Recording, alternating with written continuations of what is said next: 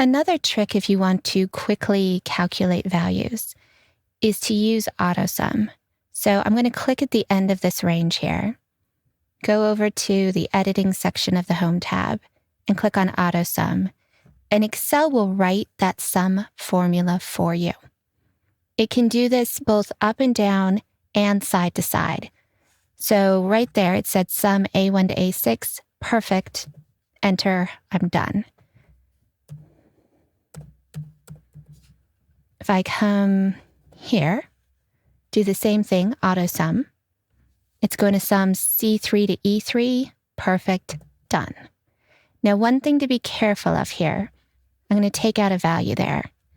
And if I come down here and try to AutoSum, it's going to stop. In this case, it stopped because there was a formula. So let's take that out too. It's going to stop at the next gap. So if your data has gaps in it, you can't trust the sum function to cover your entire range. But it's easy enough to then just come up here, change that to 1, and have your whole range covered. And one other thing is that the default is AutoSum, but in the dropdown, there are going to be other functions you can use, like average, count, max, and min.